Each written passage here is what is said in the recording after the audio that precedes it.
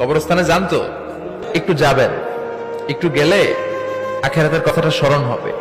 ওখানে ছোট শিশুরা শুয়ে আছে, কিশোর যুবকরা আছে, আপনার মতো তাগড়া যুবক মুরব্বীরা আছে। এরা এই এলাকায় থাকতো, এরা আকাশ থেকে নেমে আসে না, এই এলাকার সন্তান আজ নাই। একটা সার্টেন পিরিয়ড শেষে আপনিও থাকবেন না। This is the nature of life, this is the circle of life. ছোট্ট শিশু হয়ে এসেছিলেন, শৈশব, কৈশোর, যৌবন, প্রৌঢ়ত্ব। আগে ছিলেন সিঙ্গেল, বিয়ে করে হয়ে গেলেন ডবল।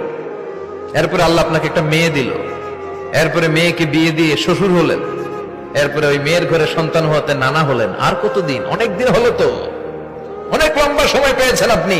Think about that. এবার যাওয়ার কথা ভাবেন, আখিরাতের সামানের কথা ভাবেন, ফিরে যেতে হবে। কি শক্তিশালী যুবক, বার্ধক্য চলে আসলে লাঠি ছাড়া চলতে পারে না। কুচকুচে কালো দাড়ি সাদা হয়ে যায়, দাড়ির শুভ্রতা, বয়সের ভার, রং ধরা যৌবন জং ধরে শেষ, ঠিক কিনা?